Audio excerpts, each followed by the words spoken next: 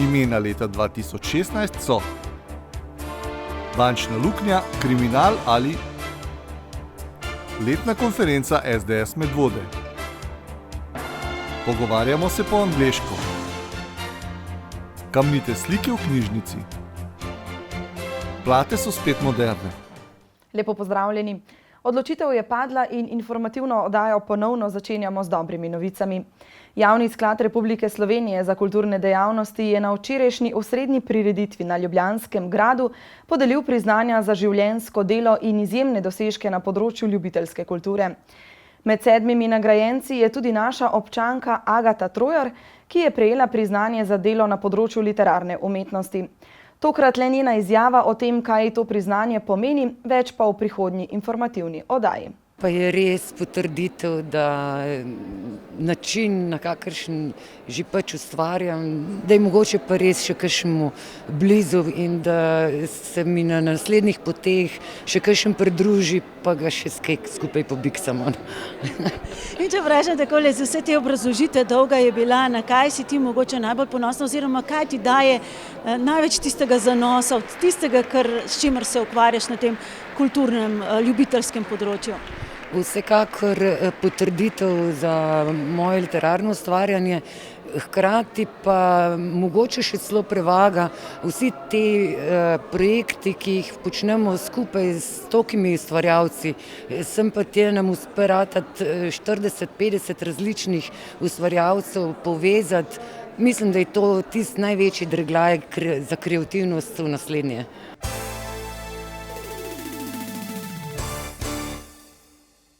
Zdaj pa k manj prijetnim temam. Na Kranjskem okrožnem sodišču je prejšnji petek stekla glavna obravnava o pravdi, v kateri občini Kranj in Šenčur tožita občino Medvode zaradi izstopa iz projekta urejanja gorenjske komunalne infrastrukture Gorki. Zaradi dejanja pred 6 leti zahtevata plačilo odškodnine v znesku dobrih 460 000 evrov, kar pomeni v letošnjem medvoškem proračunu z 20 milijoni odhodkov kar 2,5 %. Občine same se doslej niso mogle dogovoriti o poravnavi. Na Kranjskem sodišču so pri glavni obravnavi zaslišali tehnologa Stanka Česna, ki je za podjetje Segis projektiral čistilno napravo v Smledniku in pripadajoče kanalizacijsko omrežje. Vodjo poslovne enote za odvajanje in čiščenje v komunali Kranj Mojco Košir Štojs, Aleša Puharja, odgovornega za naložbe v občini Šenčur, ter skrbnika za projekt Gorki na občini Kranj Miho Bečana. Na sodišču bi v petek morala pričati tudi Medvoščana, nekdanji župan občine Medvode Stanislav Žagar in nekdanja direktorica občinske uprave Vanja Debeljak, a sta se opravičila zaradi bolezni.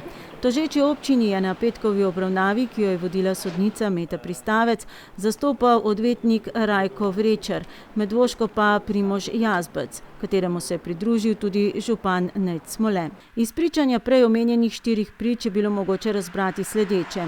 Občina Medvode se je projektu Gorki, v okviru katerega bi lahko ceneje zgradila čistilno napravo in kanalizacijsko omrežje, pridružila na lastno željo. Ker je Šenčur že izbral lokacijo za čistilno napravo v Trbojah, so morali zaradi tega iz zazidljivosti izvzeti zemljišče. 14 dni pred sprejemom občinskega prostorskega načrta v občini Šenčur pa je občina Medvode odstopila iz projekta Gorki. Kot razlog so navedli tudi spremembo interpretacije meril in kriterijev za financiranje projektov iz evropskih sredstev, zaradi katere projekt Gorki po njihovem mnenju ne bi bil več upravičen do sofinanciranja. Res je država spreminjala razlago o tem, kateri projekti so upravičeni za financiranje iz kohezijskih skladov, vendar so bili tudi drugi viri, smo slišali na sodišču. Tako so nekatere občine po sestankih na ministrstvu in vladi vložile veliko truda za pridobitev drugih virov financiranja. Kot primer uspešnega dokončanja projekta so na sodišču v Kranju v petek večkrat imenovali občino Preddvor, ki je pridobila denar za gradnjo kanalizacije iz strukturnih skladov. Med argumenti, ki jih je občina Medvode navedla za izstop iz projekta Gorki, je tudi prekomeren smrad iz čistilne naprave v Smledniku. Vendar ta pomislek ne drži, je bilo slišati na sodišču. 2 priči sta omenili, da naj bi za tem, da Medvode ne želijo čistilne naprave v Smledniku in bi raje odpeljale svoje odplake v Ljubljano, tičijo povsem osebni razlogi oziroma naj bi bilo pomembno, kdo kje živi. Ker občina Medvode ni podala soglasja za zemljišče v Smledniku, je Arso zavrgel predlog za okoljevarstveno dovoljenje. Tako tožeči občini nista mogli pridobiti niti gradbenega dovoljenja in vloga za sofinansiranje iz kohezijskih skladov, ki je bila na pristojno ministrstvo vložena januarja 2011. leta, ni mogla biti popolna. Zaradi medvoškega izstopa sta občini Kranj in Šenčur ostali brez možnosti ureditve odplak za svoje naselja. Projekt se je za 2 leti popolnoma ustavil. Šenčur naj bi še letos pridobil gradbeno dovoljenje za čistilno napravo Trboje in tudi začel z izgradnjo v južnem delu svoje občine. Ne ve pa se, kako bodo problem rešili Kranjčani za desni breg Save. Zaslišanje prič v smeri, ali je tožba občin Kranj in Šenčur upravičena ali ne, se bo v Kranju nadaljevalo 17. marca. Nato bo sodišče izreklo vmesno sodbo, šele nato bo morebiti odločeno o višini odškodnine. Tožbeni znesek brez obresti znaša skoraj 500 milijona evrov, je zelo visok. Predstavlja namreč kar 2,5% vsega letošnjega proračuna občine Medvode. Za pravno zastopanje ima občina Medvode v svojem proračunu letos rezerviranih 35 tisoč evrov. To je denar namenjen vsem notarskim storitvam, izdelavi cenitvenih poročil ter pridobivanju pravnih mnenj in zastopanj pred sodišči. Največji pravni spor, ki ga trenutno vodi, pa je prav tožba občin Kranj in Šenčur v zadevi evropskega projekta Gorki. Iz tega naslova v občini Medvode predvidevajo dodatne stroške, vezane na strokovna mnenja izvedencev. V času načrtovanja projekta Gorki in tudi v času izstopa so občine Kranj, Šenčur in Medvode vodili drugi župani. Zato so bila po volitvah upravičena pričakovanja o mirni rešitvi težave. Vendar mediacija ni bila uspešna. V izjavi za javnost je občina Medvode navedla, da je prav zamenjava na vodilnih položajih odgovornih v občinah glavni razlog, da novim županom in novim sodelavcem ni uspelo doseči dogovora v zadnjem postopku mediacije. Iz urada župana sporočajo, da do odločitve sodišča pristojni na občini Medvode zadeve ne bodo komentirali. Kaj naj rečemo? Naj se Žagar in Debeljakova do 17. marca pozdravita in pričata, upajmo, v korist naše občine.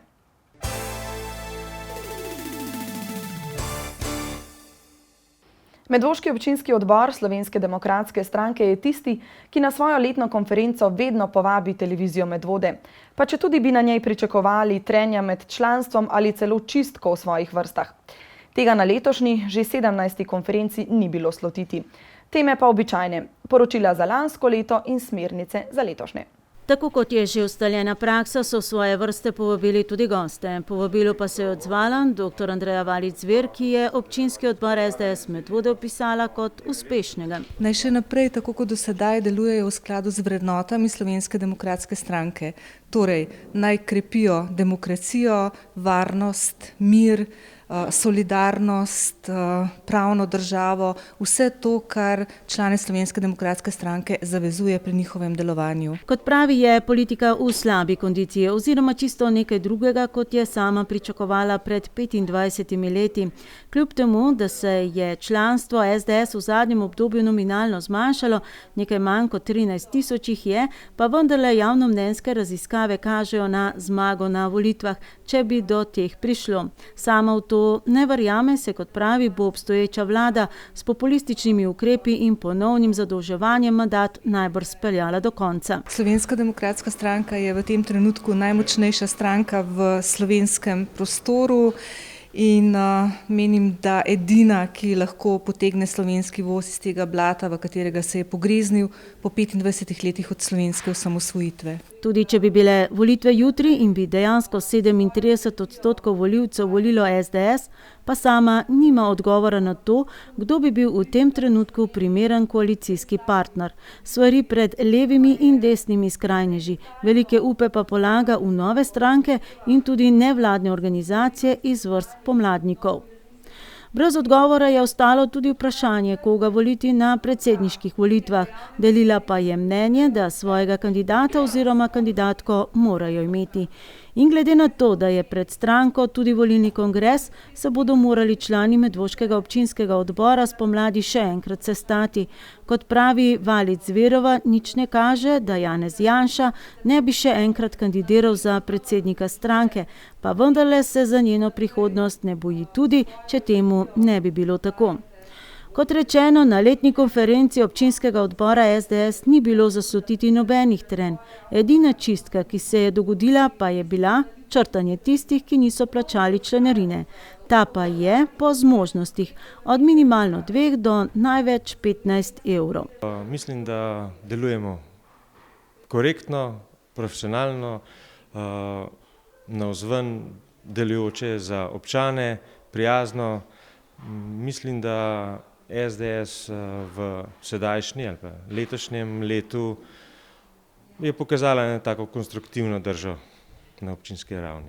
Na seznamu je tako ostalo 86 članov, najstarejši je stoletnik Ludvik Stanič.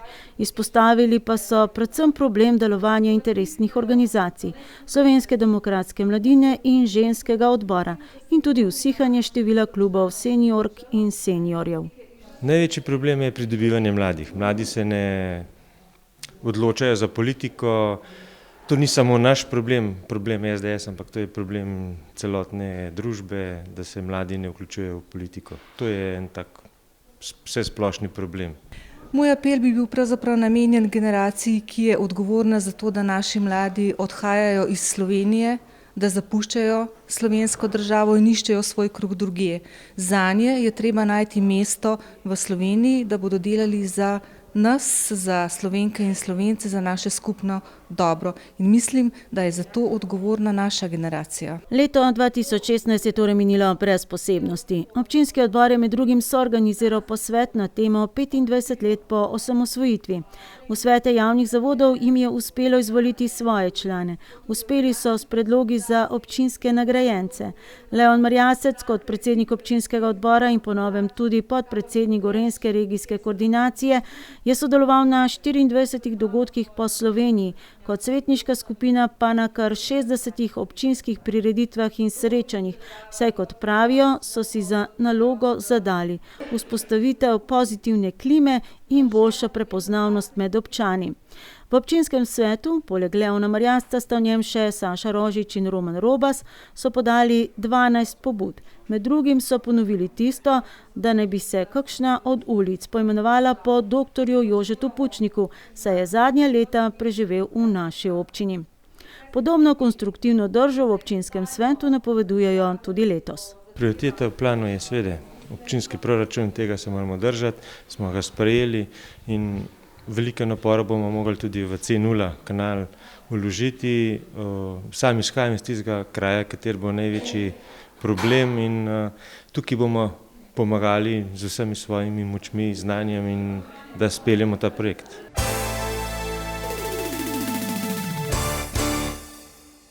Ko se že omenja tako imenovani projekt C0, še novica. Na začetku meseca je vladna služba za razvoj in evropsko kohezijsko politike Evropski komisiji posredovala v potrditev največji slovenski kohezijski projekt v tej finančni perspektivi, ki vključuje tudi gradnjo kanalizacije na širšem območju naše občine. Zeleno luč Evropske komisije občina Medvode pričakuje v roku 3 mesecev. Pripravljalna dela pa bi se lahko začela takoj po odobritvi finančnih sredstev.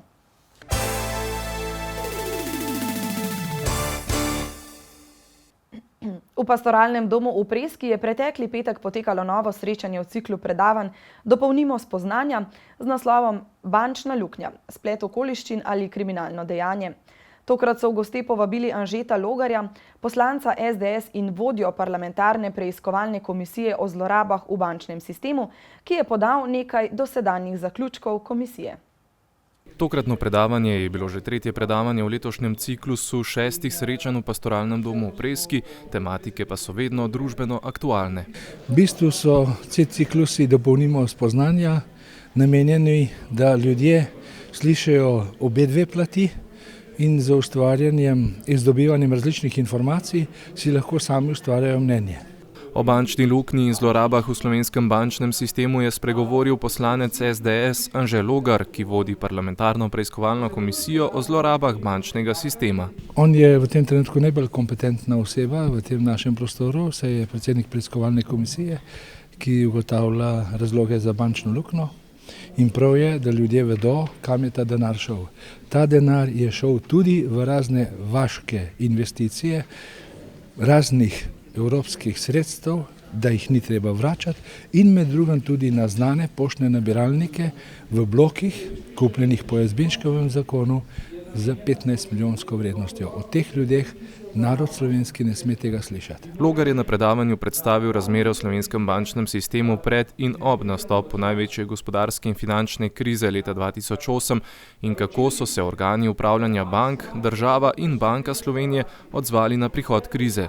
In z nekaterimi konkretnimi primeri želim predstaviti, da reakcije odgovornih niso bile težji situaciji primerne. Logar je tako predstavil izsledke preiskovalne komisije, ki je konec lanskega leta v Državni zbor poslala prvo delno vmesno poročilo, nanašajoč se na dve manjši banki, Probanko in Faktorbanko. Kjer smo ugotavljali odgovornost uprav in nadzornih svetov dveh privatnih bank, torej Faktor in Probanke, ki smo jih sanirali davkoplačevalci, in odgovornost Banke Slovenije. To smo združili v vmesno poročilo, ki ga je brez glasu proti potrdil Državni zbor na novembrski seji. Komisija je namreč ugotovila slabe bančne prakse, za katere so po njenem mnenju odgovorni uprave bank in nadzorni sveti z neustreznim notranjim nadzorom, problematično lastniško strukturo bank, ki jo Logar imenuje celo za incestno hobotnico, del krivde pa po mnenju komisije nosi tudi Banka Slovenije kot vrhovni regulator delovanja bank. Posledica poročila komisije je tako tudi ovadba dveh odgovornih oseb, nekdanje predsednice uprave Probanke Romane Pajenk in direktorja nadzora bančnega poslovanja v Banki Slovenije Mateja Krumbergerja. In to je le začetek, komisija namreč nadaljuje s preiskavo, od Banke Slovenije so medtem že zahtevali dodatna gradiva. In če se vrnemo k osnovnemu vprašanju predavanja, ali gre pri 5-milijardni bančni luknji v Sloveniji za splet okoliščin ali za kriminalno dejanje, Logar odgovarja. Mislim, da stvar obeh dejavnikov, vprašanje pa je v kolikšnem delu stvar kaznivih dejanj, v kolikšnem delu stvar naključij. To je zagotovo določen del zunanjih vplivov, torej vplivov splošne gospodarske krize. Dobršen del pa tudi odgovornost uprav, nadzornih svetov in seveda tudi lastnikov bank, ki so upravljali z tem denarjem. Da 4 leta po zakrpanju bančne luknje še nihče od bankirjev ne sedi za zapah, je seveda nedopustno in zbija zaupanje v moč pravne države na področju preganjanja bančne kriminalitete. Prve sodbe v primeru Faktorbanke so sicer padle, a še niso pravnomočne. Tudi zato je komisija Državnemu zboru v sprejetje predlagala več sklepov, med drugim ustrezne popravke zakonodaje na področju kazenskega postopka in ustanovitev specializiranih sodišč za pregon bančne kriminalitete. No, v vsakem primeru je to stvar, ki se tiče vsakega od nas. Kot veste, iz naših žepov so za saniranje bančnega sistema vzeli 2500 evrov, torej 2500 evrov za nas, za naše otroke. In mislim, da je primerno, da plačniki tudi dobimo ustrezne informacije, kdo je kriv za to, da smo morali plačati za to bančno luknjo.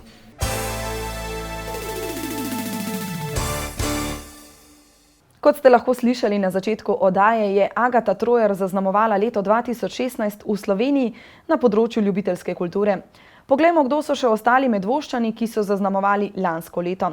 Nekaj imen smo omenjali že pri prejšnjem pregledu, ko smo se osredotočili na okrogle obletnice minulega leta. Tako na primer Jezerškove iz Sore, ki so praznovali 35 let delovanja svojega podjetja, pa Ludvika Staniča, ki je praznoval 100. rojstni dan. Sledi pa še nekaj ostalih imen. V okviru mednarodnega festivala Gibanje in rekreacija, ki je potekal v začetku meseca marca v Medvoški športni dvorani, se je izvedel tudi dobrodelni koncert akcije Ustvarimo trenutek gibanja za takrat 6-letno učenko osnovne šole Medvode, gibalno ovirano Marušo Čarman z Ladje, ki ima diagnozo spiralna mišična atrofija. Ampak dejstvo je, da v osnovi fizioterapija ji pripada 2-krat na mesec preko zavoda, kar je pa absolutno premalo zanjo. Tako da trudva se malo večkrat imeti to fizioterapijo preko društva distrofikov, katere tu članica je, kar je pa seveda plačljivo. A ne? In kolikor hočeš imeti pač malo večkrat zadevo, rabiš pač malo več tudi finančne podpore. Na občnem zboru Kmetijske zadruge Medvode, ki šteje 249 članov in svojo dejavnostjo pokriva občino Medvode, občino Vodice in del mestne občine Ljubljana, so prvo nedeljo v aprilu ponovno, že četrtič zapored za predsednika 4-letnim mandatom, izvolili Janeza Šušteršiča. Glejte, jaz, ko sem prvič kandidiral na pobudo nekaterih, sem rekel 2 mandata maksimalno, če me bojo izvolili, ampak očitno nekako sem podlegel temu pritisku, ne, nisem zaljubljen v to funkcijo, da se razumemo, ampak če človek zna, ne, oziroma če ima zaupanje ljudi, težko izneveriš to, ne. In mi godi to, moram priznati, ne. Na večeru športa so sredi aprila za športnico leta že 5. zapored razglasili Lejo Ajnfalt, ki je lansko leto med drugim postala svetovna mladinska podprvakinja v smučarskih tekih na 10 km prosto. Za športnika leta pa so prvič razglasili plavalca Petra Johna Stevensa, ki je v lanskem letu posegal po srebru tako na evropskem prvenstvu kot tudi na svetovnem prvenstvu na 50 metrov prsno. Srebro je le srebro, letos sem zgledal samo srebrn, tako da cilj mi je, da pridem do zlata, zlato še ni, tako da bomo videli. 187 cm visoki Sebastian Jenko iz Bilj je res da nekoč razmišljal o poklicni karieri nogometaša.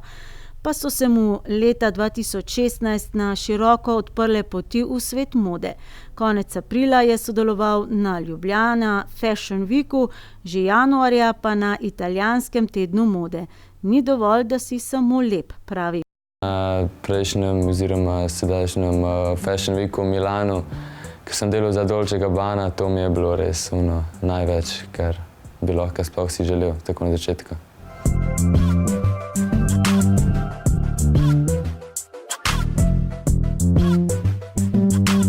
Fotograf Srdjan Živulović iz Studenčic je postal prvi Slovenec, ki je prejel Pulitzerjevo nagrado, in to za fotografijo kolone beguncev na poti iz Rigonc proti Brežicam, ki je bila posneta 20. oktobra 2015.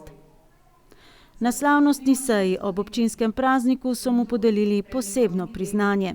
Žal je ta fotografija najbolj optimistična od vsega, kar se je le dalo narediti. Moram reči, da je ta prav izbor. Če bi bilo po moje, bi ti ljudje doma ostali, bi bili veseli, uživali svoje življenje z otroci in jaz bi bil brez Pulitzerja. Tako bi bilo, če bi bila moja želja uresničljiva. Na slavnostni seji ob občinskem prazniku pa so podelili tudi medaljo in 5 plaket za dolgoletno delo na posameznih področjih. Majdi Rehberger, predvsem za organizacijo in vodenje izletov v Društvu upokojencev Medvode, Ivanki Gamber, predvsem za več kot 20-letno uspešno vodenje krožka ročnih del, prav tako v Društvu upokojencev Medvode, Avguštinu Sešku, predvsem za vestno in nesebično delo v lovski organizaciji, Primožu Ločniškorju za delo na področju kmetijstva kot kmetijski svetovalec, sodnik Oranja in predsednik čebelarskega društva in Karlu Verniku za dolgoletno delo na področju turizma, tako na občinskem kot tudi na državnem nivoju. 23 plesalk in en plesalec baletne šole Stevens s kar 19 točkami v 3 starostnih kategorijah se je uvrstilo na finale svetovnega plesnega pokala, ki je konec meseca junija potekal na otoku Jersey. Domov so se vrnili z 2 medaljama in številnimi odličnimi uvrstitvami. Zlato medaljo si je priplesal klasični kvartet v skupini Senior na koreografijo Andrewa Stevensa v sestavi Neža Knific, Zala Strniša, Neža Mohar in seveda Manca Torkar, ki je dodala še srebro v klasični solo variaciji. Kakšni so občutki, ko prideš domov z 2 medaljama? Ja, dobri po eni strani, po drugi strani je pa tako, da vidiš, da je bil tvoj trud več mesecev, celega leta poplačan s tem. In tudi ostali tako malo se bolj zavedajo, da ni vse za tebe samo zabava tukaj na baletu, ampak je resno in s tem dokažeš, da si resen glede baleta. Ladislav Vidmar, med drugim tudi član občinskega sveta, je že 7. leto zapored pešačil. V 32 dneh je prehodil 1550 km dolgo pot, predvsem po Iranu, kar pomeni od 50 do 60 km po 14 ur na dan. Zakaj peš? Ker ga to izpopolnjuje. Izkušnja je to, da enostavno ne smeš razmišljati ta prvi dan, koliko boš hodil. Ampak da moraš se veseliti vsakega koraka, vsakega dneva, za vsake ovinko, kam bo noga, in osnova je pa itak motivacija. Martina Čerešnik-Vidovič in mož Boštjan Vidovič nadaljujeta vizijo družinskega podjetja Čerešnik Senice. V hiši popolne mobilnosti so konec junija predstavili vrnitev legendarnega in še izboljšanega edinega motornega kolesa, ki se ponaša s slovenskim poreklom, Torija. Da ne samo po Senici, da bom tudi v Studenčice se pripeljal, kjer ste vi doma, in da bo tudi prikazano, da velike klance zmore, da ima veliko moči. Posredno mogoče bodo medvoški poštarji raznašali po občini z našimi modeli pošto. Luka Ilinčič, prav tako Senice, med drugim tudi snemalec in montažer na naši televiziji, je na maturi 2016 zbral prav vse točke. Zlatega maturanta je sprejel tudi predsednik države. Na festivalu slovenskega filma septembra v Portorožu pa je scenaristka, režiserka in montažerka Medvoščanka Urška Đukić, tudi njo imamo zabeleženo med našimi sodelavci, prejela nagrado Vesna za najboljši kratki film z naslovom Dober tek življenje. V športni dvorani Medvode je konec septembra potekala dvodnevna mednarodna razstava bonsajev, ki jo je organiziral Slovenski bonsaj klub. Njegov predsednik je naš občan Nik Rozman, eden najmlajših bonsajistov v Evropi. Marsikateri laik si predstavlja, da je bonsaizem nekaj nenaravnega, bi praktično lahko rekel. V resnici gre pa to za čisto naravna, navadna drevesa. Niso genetsko čisto nič drugačne kot ta v gozdu. Rast usmerjamo le z rezanjem. To je pa pač normalno. Drevo je praktično nikoli dokončan kip. Na oktobrski seji sveta so občinski svetniki dali zeleno luč Gorazdu Renku za novega direktorja javnega zavoda Sotočje, ki ga je več kot leto dni uspešno vodila sicer kot vršilka direktorice Ines Iskra. Ta ostaja njegova pomočnica. Soglašali so tudi, da se za vršilko dolžnosti direktorice v zdravstvenemu domu Medvode imenuje zdravnico Nado Prešeren, dokler svetu zavoda ne uspe z razpisom najti zamenjavo za Rajka Vajda, ki je odšel novim poklicnim izzivom naproti. Moram priznati, da sem se zares z zelo težkim srcem odločila za prevzem te funkcije. Pravzaprav predvsem zaradi tega, ker mi res ni mi vseeno, ne za Medvode, ne za Medvoščane in Medvoščanke, in pač v tisti situaciji, ko nas je naš bivši direktor, s katerim smo bili zelo zadovoljni in ki je zares veliko doprinesel k razvoju našega zdravstvenega doma, ko nam je dal pač odpoved, nas je to dejstvo neprijetno presenetilo in potem je bilo treba pač nekaj urediti, ker vodenje zdravstvenega doma pač je potrebno, inštitucija mora funkcionirati in tako je potem pač prišlo do tega, da sem malce s težkim srcem, ampak se vseeno odločila. V letu 2016 smo dobili kar nekaj državnih prvakov, tako v prstometu, cestnemu kolesarjenju, teku na smučeh in še kje. Na prireditvi Kolesarske zveze Slovenije konec leta pa je bil Andrej Žavbi, ki se ponaša tudi z medaljo svetovnega amaterskega prvenstva v cestni vožnji v Avstraliji, razglašen za kolesarskega amaterja leta. V amaterskem kolesarstvu je Slovenija brez dvoma velesila in to priznanje za najboljšega amaterja v Sloveniji je res velika čast. Pa ste jo pričakovali? Ne, nisem, glede na to, koliko je pač dobrih kolesarjev, niti pomislil nisem na to, ampak na koncu pač se je tako išlo. Ja.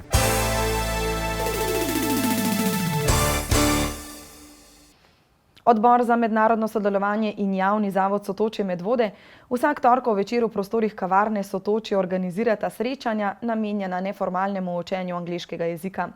Slovengliš, kot so poimenovali srečanja, poteka 1 uro, v tem času pa morajo udeleženci govoriti samo v angleškem jeziku.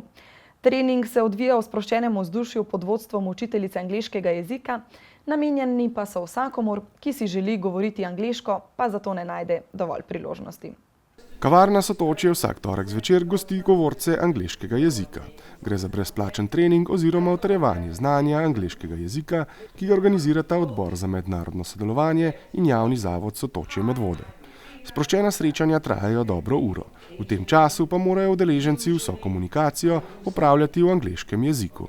Vsak torek ob 8 se dobimo, 1 uro govorimo angleško, pogovarjamo se, kar nam pade na pamet, oziroma jaz pripravim mogoče kakšno igrico, tako da se malo sprostimo, da se malo poigramo, da se spoznamo. Zdaj teme pa niso zaenkrat še nič vnaprej določene, se sproti malo dogovarjamo. Imam jaz tudi nekaj zamisli, kaj bi lahko še v prihodnje počeli, ampak je vse odvisno od tega, kako bodo udeleženke, udeleženci sodelovali. Ideja o organiziranju tečaja je prišla na obisku v Ponte San Nicolo. Tamkajšnji prebivalci se prav tako enkrat tedensko zbirajo in govorijo v angleškem jeziku. Znanje jezika je danes že skoraj nujno. Tega se zavedamo vsi. Odbor za mednarodno sodelovanje pa si želi, da bi angleško znalo govoriti čim več občank in občanov. Prihaja pobuda iz Odbora za mednarodno sodelovanje, seveda si želimo, da bi čim več občanov sodelovalo v teh izmenjavah z drugimi mesti po Evropi in ja, angleščina je vse neka lingua franca, se uporablja najpogosteje, tako da ja, je seveda priporočljivo, da pridejo vsi, ki bi želeli kdaj sodelovati, potovati z nami, kam in tako naprej. Srečanja so primerna za tiste, ki nimate priložnosti vaditi oziroma govoriti angleškega jezika.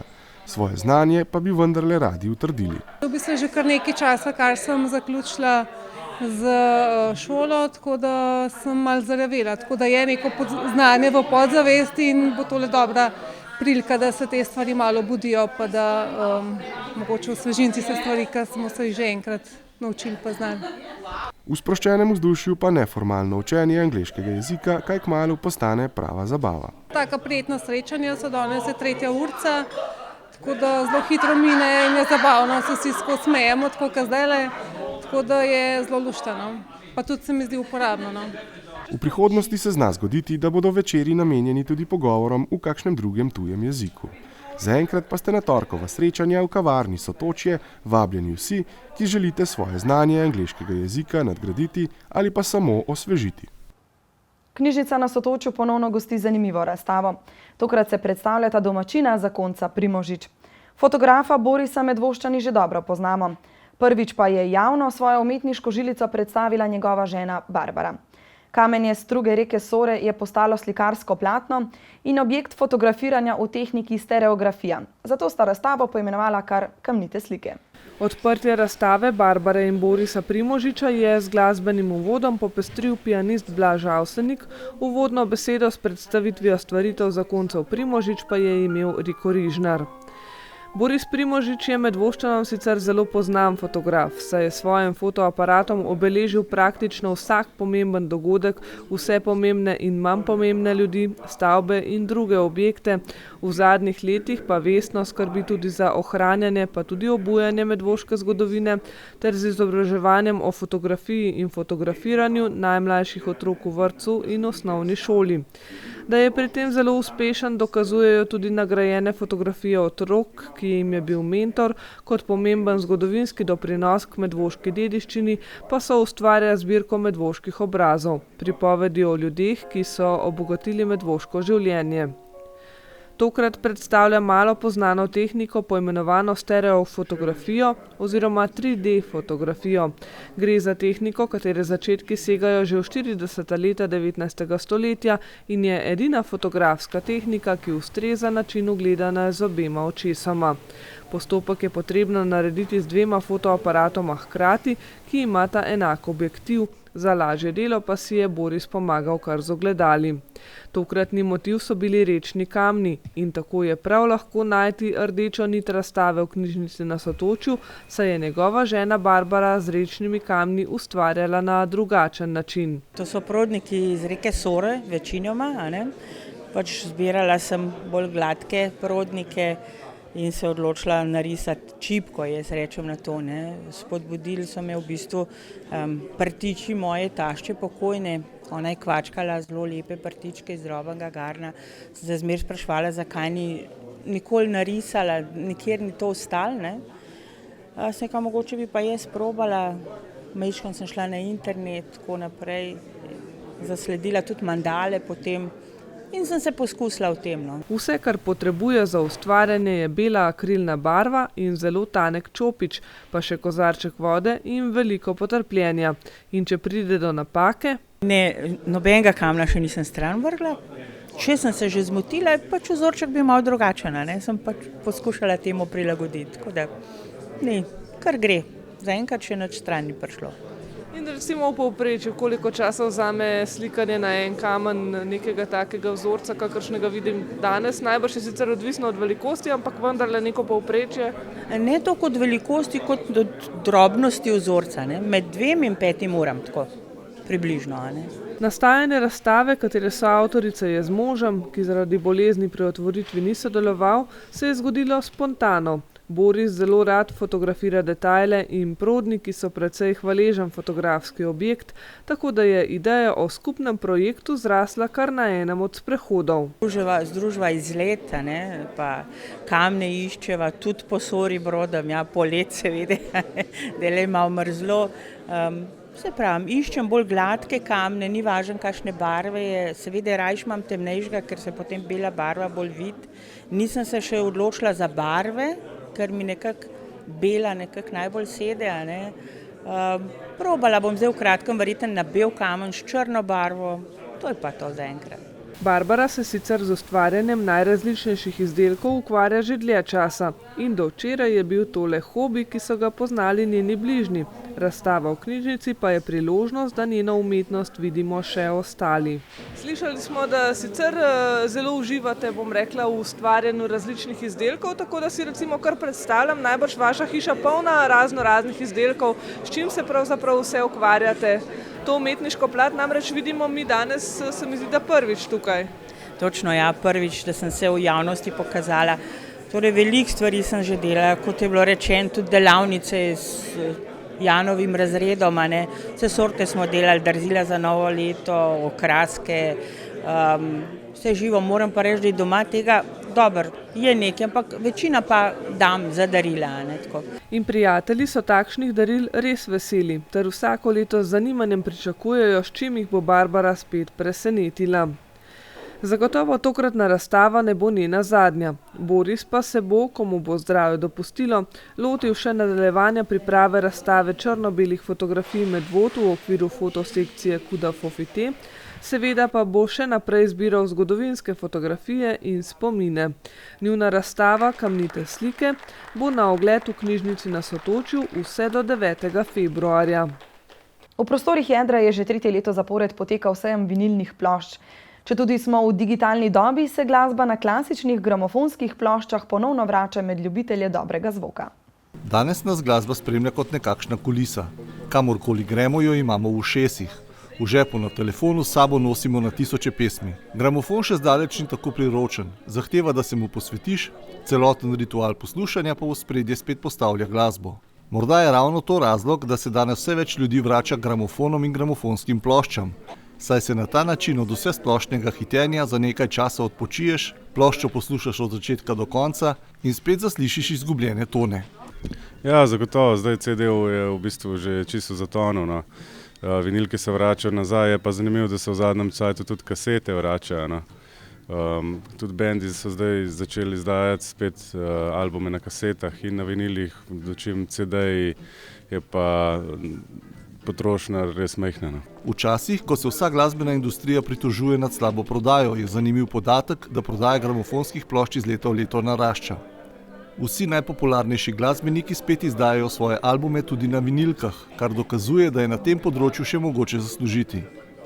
Prodajnim podatkom ne gre oporekati, vseeno pa se na prvi pogled ta premik nazaj k analognemu zvoku ne zdi povsem logičen. Da večina, no, kar se tiče bluza, rocka, jazza, popa, da zdaj večina, vsi izdajajo vinilke. No.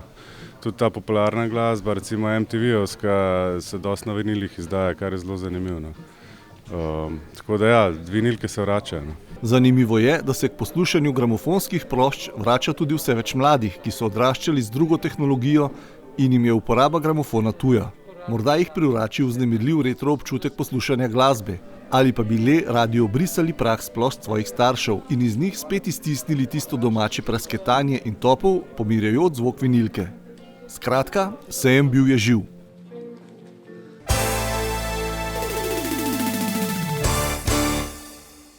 Košarka. Tudi v letošnjem letu članska ekipa košarkarskega kluba Medvode nadaljuje sezono zmagovito.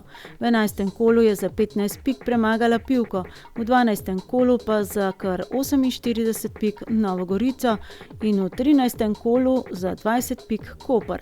Ta konec tedna v soboto pa se bodo na domačem parketu pomerili z Vrhniko. Kegljanje. Odigrane so bile tekme 11. kroga v slovenskih ligah. Hidro je v prvi B ligi izgubil doma in je trenutno na 6. mestu na lestvici. Medvode v 3. ligi Zahod so doma tudi izgubile in so 10. na lestvici. Ženska ekipa Medvode pa je v 2. ligi Zahod doma igrala neodločeno. V Ljubljanski ligi pa je bil odigran 15. krog. Hidro 2 je zmagal v Ljubljani, Medvode 2 pa so v Ljubljani izgubile. Preživite konec tedna pravlično. Dolgega januarja pa bo tudi kmalu konec. Nasvidenje.